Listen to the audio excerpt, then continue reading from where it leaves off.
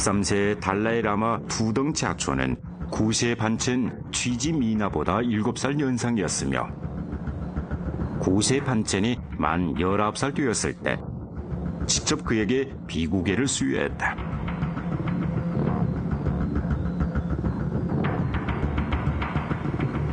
영국 제국주의 리간질로 스승과 제자로 친밀하게 지내던 두 사람은 점차 의견 차이를 보이기 시작했다.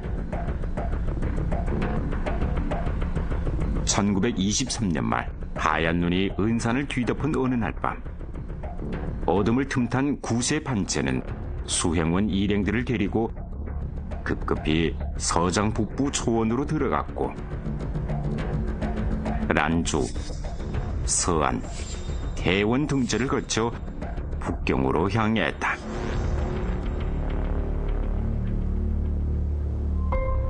(1년간의) 긴 여정을 거쳐 구세 반첸은 1925년 북경에 도착했다. 당시 북양 정부 대총통이었던 초고는 당시 몽장원의 일부로 명을 내려 반첸 접대 사무처를 설립하게 하고 청나라 시대의 높은 대우로 구세 반첸을 접대함과 동시에 구세 반첸을 신성제세로 칭후해 서장에 대한 주왕의 주권 선언을 강화했다. 내지에 머무는 동안 구세 반첸은 지속적으로 주왕 정부를 향해 파병해 그를 호송해 서장으로 돌려보내줄 것을 호조했다. 제1차 국공합작과 북벌 전쟁의 폭발과 함께 북양 세력은 점차 역사 무대에서 물러났다. 구세 반첸은 새로 수립된 남경 국민정부에 중심을 두기 시작했다.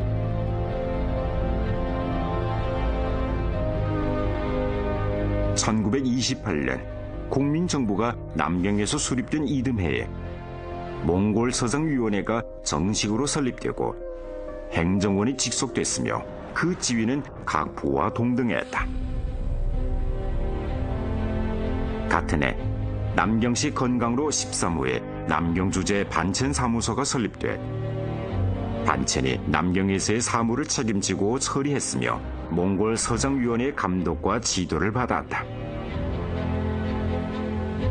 이 배치는 반첸이 서장 종교 지도자로서의 자치 지위를 인정해주는 동시에 주왕기관을 통해 정치적 통합을 실현하도록 하였다.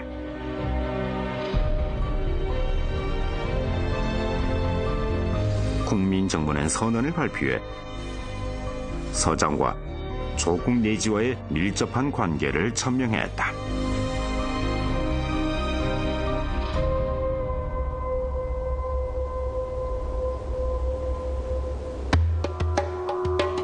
변강 안전과 민족 단결 그리고 백성들의 평온한 생활에 대한 구세 반첸의 관심은 광범한 명성을 얻었다. 국민정부는 구세 반첸에게 호국선화 광해대사 명호를 책봉하고 구세 반첸을 서변 선화사로 임명을 마다하지 않고 각지를 다니며 경전을 가르치고 백성을 교화해 정치에 봉사하며 변강의 정세를 안정시켰다. 1932년 남경 신아시아학회 제3차 회원대회에서 구세 반첸은 서장은 중국 영토라는 주제로 중요한 강연을 했다. 그는 애틋한 감정으로 서장은 중국의 영토로서 제국주의자들에게 침략당한다면 자신의 관문이 파괴되는 것이나 다름없어 입술이 없으면 이가 시를 우려가 있다고 했다.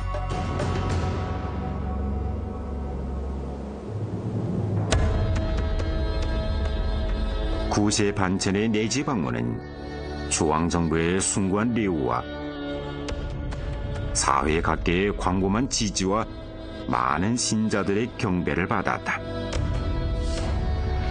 이는 서장에 있는 13세 달라이 라마에게도 깊은 영향을 미쳤다.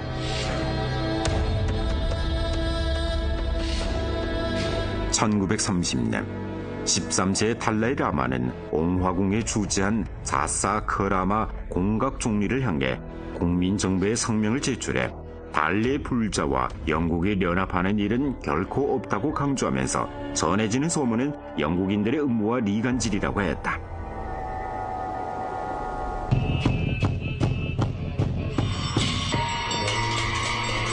13세 달라이 라마의 변화는 서장 승속이 중앙정부의 서장 통치 능력을 재평가한 데서 비롯되며, 또한 국민정부가 변강 통치에서 종교를 통해 주권 정체성을 강구하는 전략이 어느 정도의 효과를 발휘했음을 반영한다.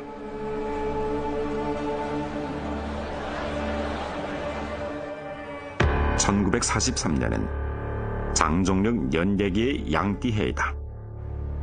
서장 지방정부는 중앙정부에 등기대장 한부를 넘겨주었다. 이 대장은 그들이 문우 지방의 변경 사무를 조사 처리하고 호적을 조사 정리하며 규약에 따라 호적 대장을 작성한 성과였다. 서장 남부의 문우 지방은 히말라야 남북을 연결하는 중요한 통상구로서 약재, 목재, 방지품 등 물자와 상인들이 밀림 속에 숨겨진 옛길을 통해 끊임없이 왕래했다. 거액의 무역과 풍부한 자원으로 인해 영국 제국주의자들은 문우 지방에 손을 대기 급급했다. 그들은 묘마로부터 아삼주를 빼앗은 후 끊임없이 주변으로부터 침투해 잠식과 도발을 감행했다. 서장자치주 당간관에 보관되는 이 긴 두루마리에는 문우의 총 3,640호 가정과 가족을 이룬 21,112명의 남성, 여성, 아이들의 이름과 나이가 기록되었으며, 그들이 살고 있는 가옥, 면적, 간수, 방향과 그들이 경작하는 토지 면적, 유형과 농작물 이름이 기록되어 있다. 이 구역 경계가 뚜렷하고 조사 기록이 상세하며 풍경 인문이 화려한 진귀한 문화는 중국 서남 변방의 아름다운 광경을 묘사했을 뿐만 아니라 서장 지방과 중앙정부가 침략을 반대한 증거이자, 또한 문우 주권 귀속을 선언하는 절 같은 증거이기도 하다.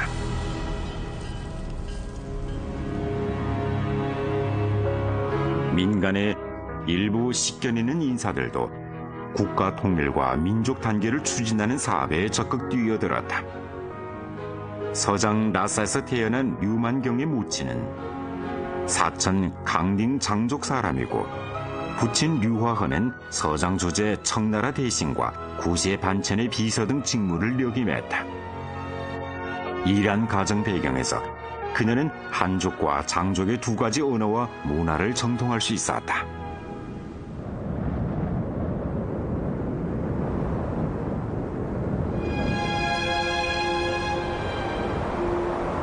몽골 서장위원회가 설립됐을 때 13세의 달라이 라마는 서장 지방정부와 중앙정부의 연계를 강화하기 위해 전문 일꾼을 오대산으로 파견해 서장 불교 사원을 관리하는 간부로 쌍바 쌍라마에게 편지를 보냈다. 13세의 달라이 라마는 편지에서 자신의 태도를 표시했다. 민국 초년부터 지금까지 저는 영국 제국주의자들의 흉악한 야심을 완전히 간파했으며 그들과 결별하고 중앙정부와 가까워지기로 결정했습니다. 남경에서 류만경은 특수한 가정 배경과 언어 우세를 이용해 중앙정부와 서장 지방 사이에 효과적인 소통을 이루어 놓았다. 이 또한 그가 훗날 서장과 소통하는 중앙 특사로 되는 데의 발판으로 되었다.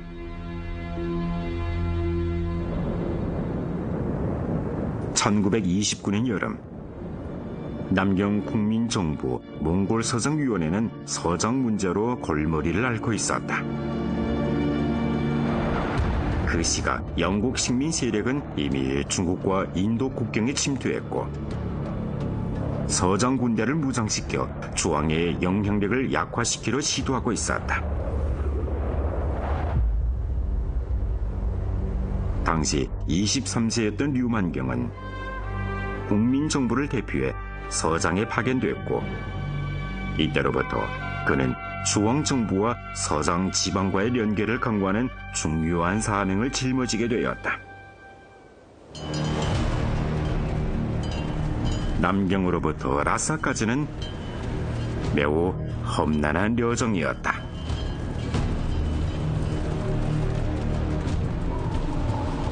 사천 서장 접경 지대에 위치한 압주의 설사는 그들 일행이 서장으로 들어가는 필수 경로이다.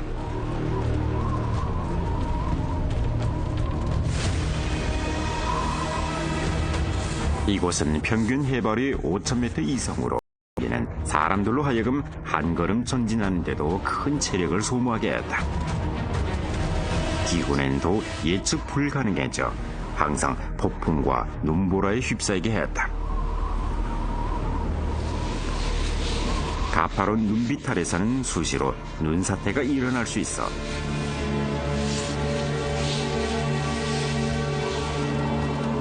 자칫하면 곤경에 빠질 수 있었다.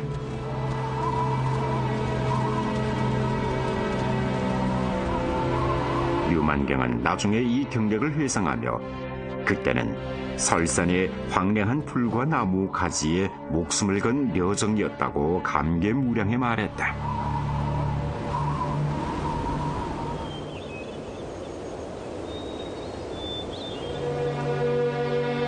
1930년번 류만경 일행은 첩첩곤란을 물리치고 마침내 라사에 도착해 13세 달라이 라마를 만났다. 봄바람이 따스한 라브링카 등 곳에서 13세 달라이 라마는 정치적 의향을 분명히 밝혔다. 내가 바라는 것은 중국의 진정한 평화와 통일입니다. 영국인들은 확실히 나를 유혹했지만 나는 주권을 잃어서는 안 되며 부동한 성격과 습관은 함께 할 수 없다는 것을 알고 있었기 때문에 그동안 거치려만 했을 뿐 결코 아무런 권력도 주지 않았습니다.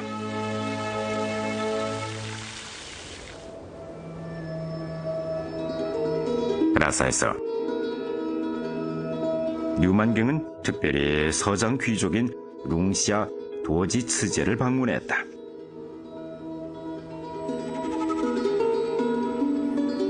룽시아는 일찍이 유럽을 다녀왔고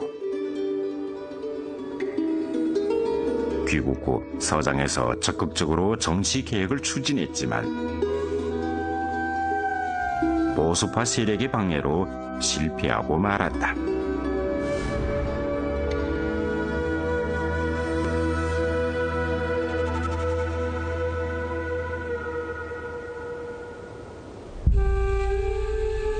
류만경이 나중에 회상하기를 민국 시기의 중원 전란으로 인해 룽시아와의 소식이 거의 오가지 않았으며 처음 만났을 당시 룽시아는 청나라 내복을 입고 큰 여름 모자를 썼으며 담비 꼬리를 달고 청나라의 옛 예를 지켰다고 했다.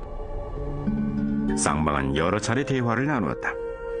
룽시아의 소원은 당시 서장의 상류 계층 지식인들의 공통된 심리를 반영했다. 즉 장족 사람들은 중원의 행동을 자신들의 행동 지침으로 삼으며 결코 단독 행동을 하지 않는다고 했다. 그 뒷면에는 전체 서장 귀족 집단의 공동한 기대가 있었다. 중앙정부가 부국 강병을 실현하는 것을 기반으로 서장의 발전과 민생에 관심을 기울이고 점진적인 방식으로 서장이 사회의 변혁을 추진하기를 바랐다.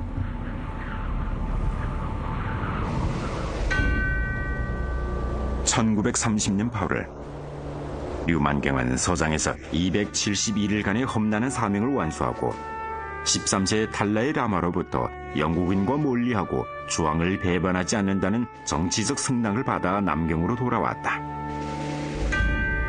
그는 4153km의 서력 견문을 집성해 강바 서장 기행을 썼다.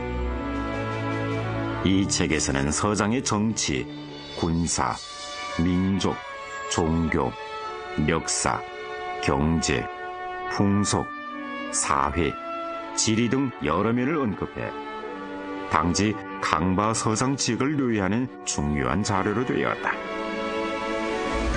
유만경은 책에서 이 책을 집필한 목적을 변경을 무시하는 사람들을 각성시키고 변경 문제를 관심하는 사람들에게 참고 자료를 제공해 변강 지역에 대한 사람들의 관심을 불러일으키기 위한 것이라고 했다.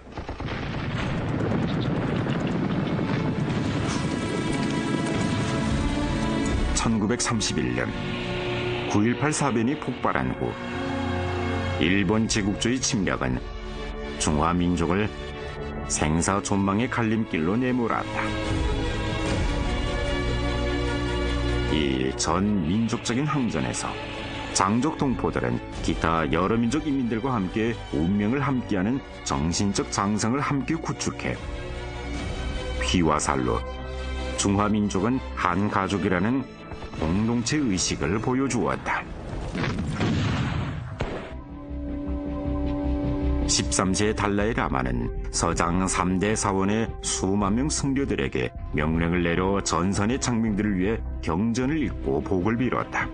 5세 라젠 생부는 라사의 대소사에서 친히 단성을 설치하고 승려들을 거느리고 아군의 승리를 위해 경전을 읽고 왜구의 멸망을 저주한다는 주문을 외웠다.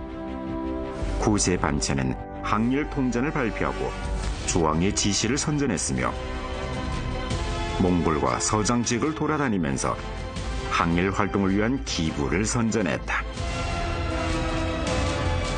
남경에 있는 강바 서장 지역 동포들은 항일 구국회를 설립하고 전국 동포들에게 고하는 글을 발표해 일본 놈들을 치유하지 못하면 중국은 결코 멸망하고 민중의 힘이 단합되지 못하면 종족이 멸망할 것이라고 했다.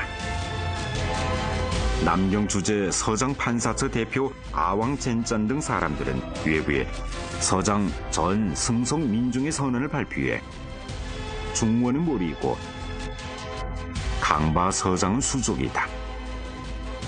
혈맥이 통하면 아픔이 느껴지니 우리는 전국 동포들과 동심협력해 강적을 몰아내야 한다고 호소했다. 서장은 비록 항일 전선과 멀리 떨어져 있었지만 서장 사람들은 기부금, 물품 기부, 경문 낭송, 물자 운송 등 실제 행동으로 함께 적을 증오하고 외적을 물리치려는 국가적 공동인식을 충분히 표달했다.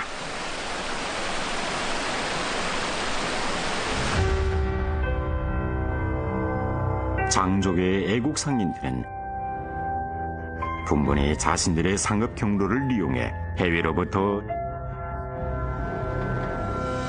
시멘트, 면사, 염료, 약품, 가죽, 모직, 천 등 전략물자들을 대량으로 구매해 강딘과 려강을 통해 성도, 곤명 등 곳으로 운송하면서 내지 항전을 적극 지원했다.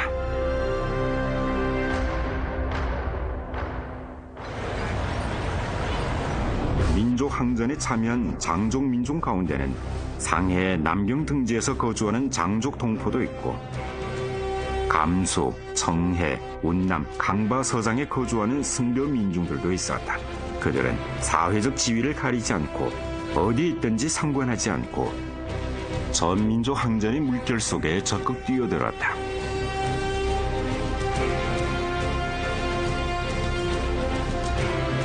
이 전민족적인 항일은 4억 명이 넘는 동포들로 하여금 히말라야 산기슭에서 동해의 해변까지 한 채 땅도 사태에서 벗어날 수 없다는 것을 깨닫게 했다.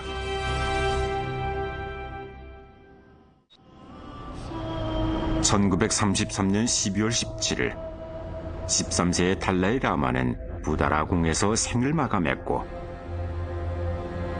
4년 뒤 9세 반첸도 정해 옥수에서 사망했다. 9세 반첸은 임종시 다음과 같은 유언을 남겼다. 여생의 제일 큰 소원은 주왕을 옹호하고 불교를 선행하며 5개 민족의 단결을 촉진하고 국운을 번영시키기 위한 것이다. 15년간 내지를 돌아다니면서 주왕의 우대를 깊이 받고 주왕이 불교에 대한 존중과 장족에 대한 평등한 대우를 알게 되어 마음속으로 더욱 안위를 받았고 신념은 더욱 확고해지었다.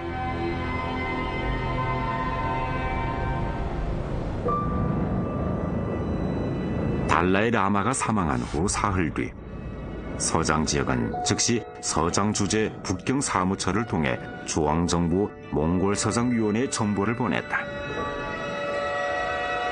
주왕정부는 명을 내려 달라이 라마에게 호국 홍화보 자원각 대사라는 칭호를 봉호했으며 몽골 서장위원회 위원장 황모송을 대표로 라사에 파견해 13세 달라이 라마를 책봉하고 제사를 지내도록 했다. 황모성은 젊은 시절 3차례나 일본에 유학을 다녀왔고 5개국 언어를 통달했으며 풍부한 국제적 식견과 신강 변경 사무를 처리한 경험을 가지고 있었다. 1934년 9월 부다라 궁에서 진행된 13세 달라이 라마의 제사 행사에서 황모성은 만족, 한족, 장족 3가지 문자가 새겨져 있는 옥책 5긴을 13세 달라이 라마의 명탑에 바치었다. 1000만 명 승려들의 독경 소리와 서장군 의장대 군악 소리가 뒤섞인 장엄한 종교 의식의 장면은 사람들에게 깊은 인상을 남겼다.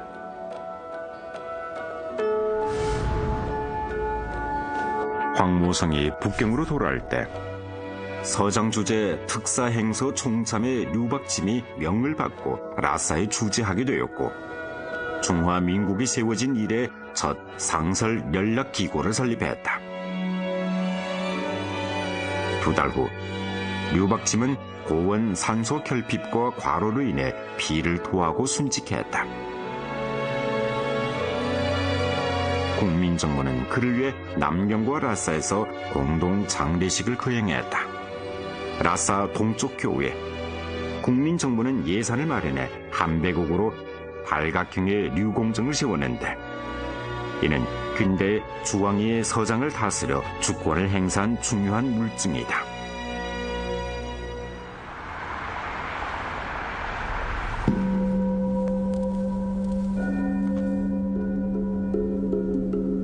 (13세의) 달라이 라마가 세상을 뜬 후 환생령동이 나타나 계승하기 전까지는 관례에 따라 서장 지방에서 공동으로 섭정 한 명을 추천하게 되었고 주왕정부의 비준과 승인을 받은 후면 섭정은 서장 지방의 정치와 종교의 대권을 장악할 수 있었다.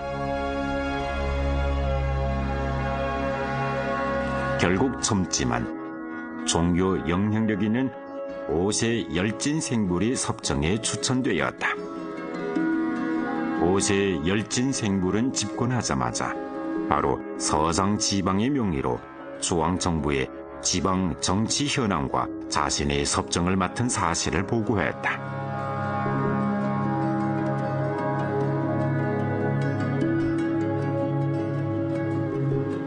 국민정부는 회답 첨부를 보내 보고를 전부 비준했다. 이는 신해혁명 이후 서장 지방에서 처음으로 주왕정부를 향해 지방관원의 임직을 보고하고 주왕정부의 확인을 요청한 사례였다.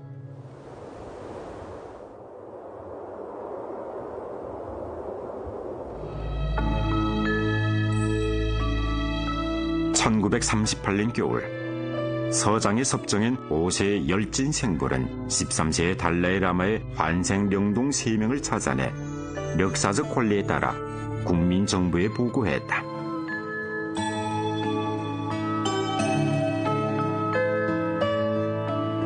달라이 환생이 국가의 주권에 관계된다는 점을 감안하여 국민정부는 높은 중시를 돌리고 몽골 서장위원회 위원장 오충신을 서장에 파견해 5세 열진 생불과 함께 14세 달라이 라마의 환생 관련 사무를 주추하게 했다.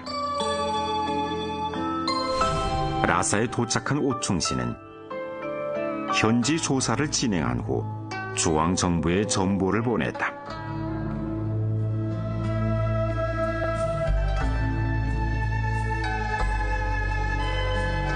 국민정부는 특별명령을 내려 금병 추첨을 면하고 라무 덩주를 14세 달라이 라마로 공식 인정했다. 이 결책은 청나라 금병 추첨의 역사를 이어갔을 뿐만 아니라 법치화 등 수단으로 주왕의 권위를 강화하였다.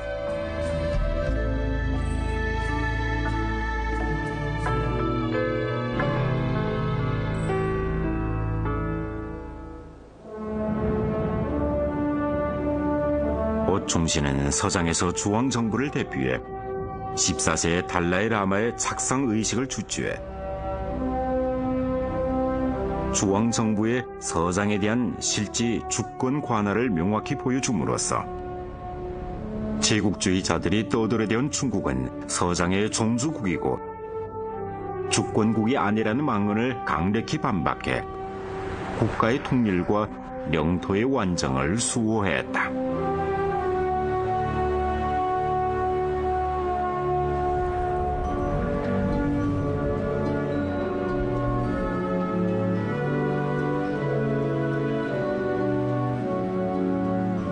서장은 조국 내지의 산과 물과 이어져 있고 장족 인민은 여러 민족 동포들과 동고동락했다. 20세기 초 풍문 변화의 시대에 주왕정부와 서장 지방 사이의 끊을 수 없는 연계는 마치 정장고원에서 발원한 장강과 황화와 같이 비록 수많은 우여곡절을 겪으면서도 시종 대동의 길에서 벗어나지 않았으며 한마음 한뜻을 이루었다. 역사의 거세찬 흐름은 결국 수많은 산과 계곡을 지나며 천만 갈래 지류를 형성해 수많은 천엄과 난관을 돌파하며 여러 민족 인민 대단계의 힘을 모아 중화민족 공동체의 항도에 합류할 것이다.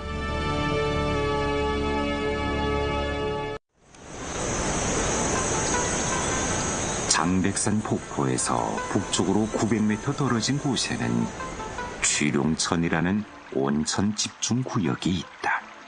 이곳은 뜨거운 지열로 인해 1년 내내 열기가 무럭무럭 피어오르고 물안개가 감돈다. 취룡천은 장백산 온천군 가운데서 량이 가장 많고 분포 범위가 가장 넓으며 수온이 가장 높은 온천이다.